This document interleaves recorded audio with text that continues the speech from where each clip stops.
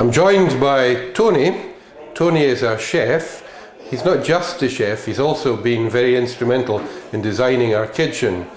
Tony, I'll ask you how you came here in a minute or two, but what's the kitchen like? Apart from the pink walls, it's lovely. Psychiatric pink, that's what it keeps you calm, keeps the patients calm, that's what they call it. But yeah, it's lovely.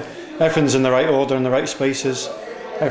Just the type of kitchen you would just need for 30, 40, 50 covers. And for people who don't know what these machines are, tell us what they are. Well, you've got your basic gas grill, which is run by Cala gas. Unfortunately, it fluctuates, so if you want to rise a cake, it's very difficult because the oven goes up and down with Cala gas. Right. You've also got a combi oven which will cook your food, as in roast it, and then steam it. So it's actually... Could we do the cakes in that? You could do cakes in that, yeah. That shouldn't be too much of a hassle, yeah. And then we've got a brand new grill on top that's just been a wee bit christened. So, and we've got a canopy at the top, and we've got all the knickknacks around about us. So it's very good. We've got brand new fridge, brand new freezer in the back, and a dry store, a dishwasher through the front, and a nice hot plate that's just turned up. So everything's here that you need. So. You haven't mentioned the windows. And the windows as well. Windows with a view. You don't normally get that in a good kitchen. That's why I would call this a good kitchen, because you have got a good view. You can't beat it, having a view of the loch and the church behind you on the other side of it, a wee bit of grass. So I wouldn't complain anyway. So how did you end up here? With a wee bit of persuasion. Basically, I come down to have a look at the place. I like the setup, I like the kitchen, thought it would be fun. Nice you meant to say you like the people. Oh, you did say you like nice the people. Huh? Yeah, lovely people. Can't complain. And everybody treats you with a smile, and everybody says good morning to you. And you walked into a normal kitchen, you wouldn't get that. It's a wee grunt and all that. And it's nice to come into a place where actually people friendly to you. So yeah. And what did you think of the Finns? Apart from breakfast, I thought they were lovely people.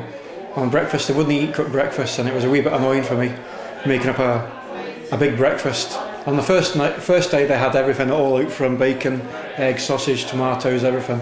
And slowly through the week, it got smaller and smaller. The only thing that really took off was porridge, for some strange reason. I don't know if they eat that out there or whatever, but yeah. That was the only thing that annoyed me, was the breakfast. But I'll know for next time, when they do come over, they'll be just getting cereal and toast. But next time the folk are coming from Glasgow, they'd probably like breakfast. Well, they did like breakfast. They also like the deep fried Mars bars and the chips and cheese. But they tried to persuade the Finns that this was a nice gourmet meal. I don't think it went down too well with them, but maybe with the rest of us it did. So thinking about the next trip, and that's going to be folk from Glasgow, and again I think folk from Finland, what kind of food are you going to be concentrating on?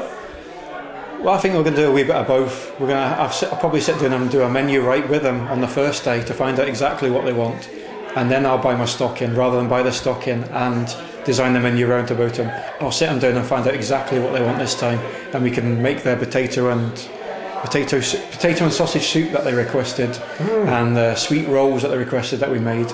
Stuff like that, stuff that they want to eat and they'd rather eat than food being left in front in the bin. So that's what we'll be doing this time. And I hope we're going to do more of these evenings, just getting folk in from the community, and you just going mad on such amazing food. Well, it's a lot easier when you're doing one choice.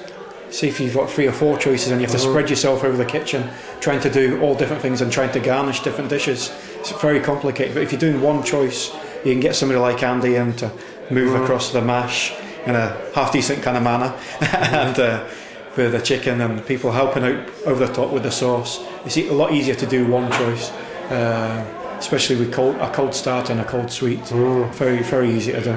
Now, I know that your speciality is actually cakes. That's right, yeah. I do a lot of competitions, wedding cakes and birthday cakes, celebration cakes. Yeah, that's my wee hobby that I've got going with. I've won a couple of competitions, a couple of golds. I've been in Scott Hot in the SEC and stuff like that. Making marzipan statues, stuff like that. Yeah, that's my wee hobby that I've got. And the wonderful mixer that you've got behind you, that's something that you bought with winnings from a competition? Well, my first cake competition, I got a gold. It was in the Trust House in Glasgow, and the Lord Mayor came across and shook my hand and said, "Well done," and here's a cheque for £200.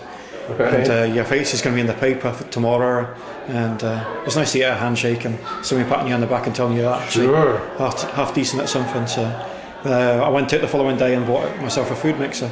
So yeah. And if there are folk watching this whose weddings are coming up soon and they're looking for someone to make a wedding cake, well, my cakes are that wee bit different to everybody else's, because if you go to a shop and buy a cake, they'll be doing 15 cakes at once and you won't get a perfect cake. If you come to me, I'll do a perfect cake because I'm just doing that one cake and I'll spend more time on it. I know all the ins and outs of all the cakes. So if you're looking for a half decent cake and a lot better price than what you're going to get charged anywhere else, then come and see me, no problem at all. Yeah, that's fabulous. Now, you're just about to go on holiday. Yeah, well, for 14 years in a row I've been going on holiday with a group of chefs, 8 of us, and we've been going from all over Scotland. Ran out of place in Scotland to go to, so now we go abroad. So I've been to Tenerife and Benidorm. This is the second time we're going to Tenerife. I'm going next week. So we always go on holiday, sit in a pub and swap stories of what we've been doing for the past year. It's nice to see them all again, yeah.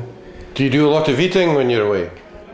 We tend not to, quite surprisingly. We don't eat a lot, chefs. That's the funny thing. A chef will stand in the kitchen and make food for 200 people, no problem at all. And then go on the way home. We'll jump into the garage and get a pork pie. That's a diet for a chef.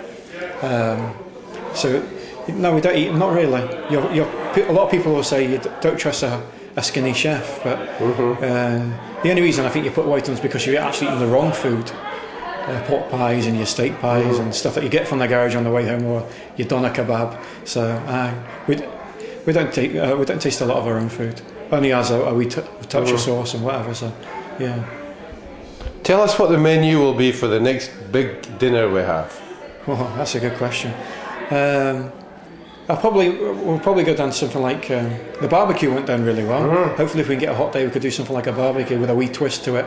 Maybe we can have like a curry kind of barbecue where we have curry chicken on it and a cold rice and naan breads and maybe something like that. A wee twist, get a bit of fresh air, a bit of lungs, and maybe something like that. Or we could do some sirloin steaks. They're at a good price at the moment. I'm always easy for options, so as long as I'm doing something different to what I'm doing at work. So yeah. And is there anything we're needing for the kitchen we don't have? Not really. A food mixer would be helpful, but we could get by. Tonight I tried to make my mousse and it didn't work too well. Fabulous. Yeah, I ended up having to take it out and whisk it by hand because it didn't actually work for me. So it's good for the muscles, but it's in an industrial kitchen, or if you're doing more than 30-40 covers, then you do need a food mixer, but we'll probably get by. And what about this deep fat fryer for the Mars bars? Well, a deep fat fryer is always good as well.